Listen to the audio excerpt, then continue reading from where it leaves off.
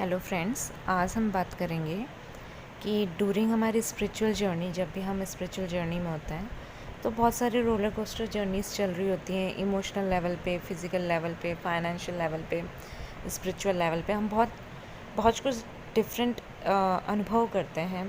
Kundalini ascension is not an easy process, it's a roller coaster journey, yet it's a beautiful journey too. When we look backward, it's really very beautiful. but जब हम exactly उस point में होते हैं और initial days पे जब हमारी spiritual awakening शुरू हुई है, जब हमें numbers दिखने लग जाते हैं, feathers दिखने लग जाते हैं, बहुत ज़्यादा angelic messages दिखने लग जाते हैं, हमें समझ में नहीं आता, हमारी इंट्यूशन हाइटेंड रहती है, हमारे ड्रीमिंग बहुत विविड हो जाते हैं, लेकिन हमें अभी अपनी पावर्स के बारे में पता नहीं होता है। इट्स जस्ट लाइक कि हाथ में तलवार दे दी है और you don't know how to handle it, है ना।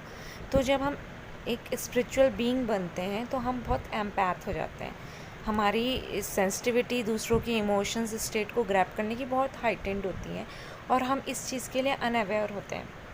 तो आज का जो ये ऑडियो है, आज हम बात करेंगे कि बीइंग एन एम्पैथ हम अपनी एनर्जीज़ को कैसे प्रोटेक्ट करें।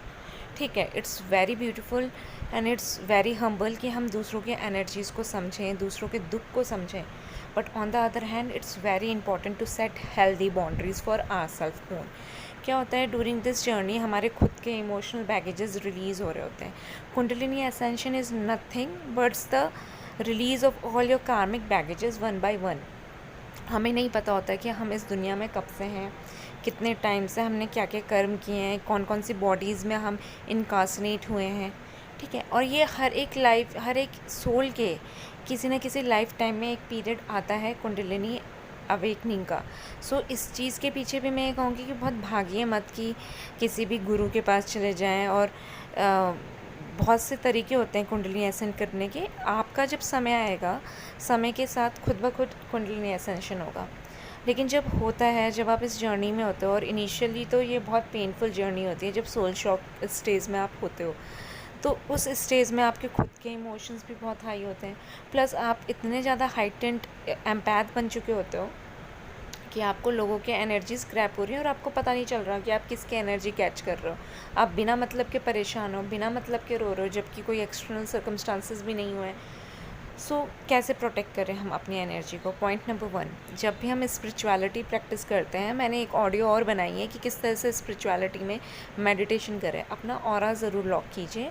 हमारी ये फिज़िकल बॉडी है, इसके अलावा भी हमारी इमोशनल बॉडी, ईथरिक बॉडी, बहुत सारी बॉडीज़ होती हैं जिनसे हमारा ऑरा बनता है। उसको लॉक करना बहुत ज़्यादा ज़रूरी है। It's just like a zip like moment. Morning में जिस भी इष्ट देवता को आप मानते हो, आप उनको कॉल कीजिए, उनसे बात कीजिए और अपना ऑरा लॉक कीजिए। सेकंड, वीक में कभी ना कभी, वंस इन अ वीक, आप अपने बाथिंग वाटर में बाथिंग सॉल्ट ज़रूर डालिए, बेकिंग सॉल्ट डालिए।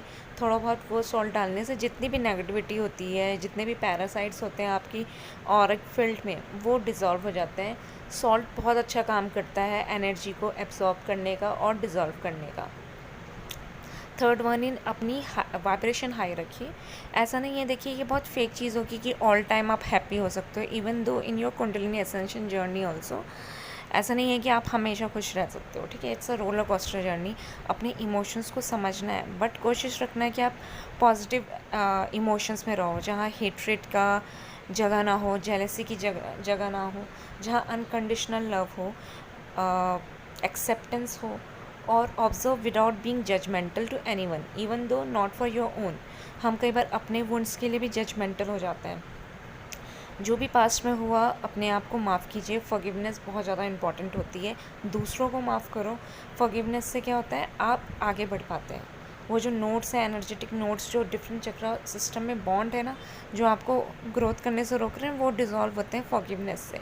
आप किसी और का भला नहीं कर रहे हो, आप अपना भला कर रहे हो फॉरगिवनेस से। ठीक है, तो बेकिंग सॉल्ट या सॉल्ट से आप ज़रूर कीजिए। क्रिस्टल हीलिंग कीजिए, क्रिस्टल्स को चार्ज कीजिए। न्यू मून पे और नो मून पे आप मेडिटेशन ज़रूर कीजिए। एंड पॉजिटिव अफर्मेशन अपने लिए डेली कीजिए।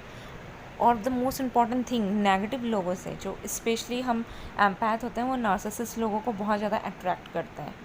ठीक है, लाइट की तरफ ही पतंगे आते हैं ना, तो इसी तरह से अपोजिट ऑलवेज अट्रैक्ट। तो नार्सिसिस्ट लोगों से दूर रहिए। अपने घर में है तो एक हेल्दी बाउंड्री सेट कीजिए।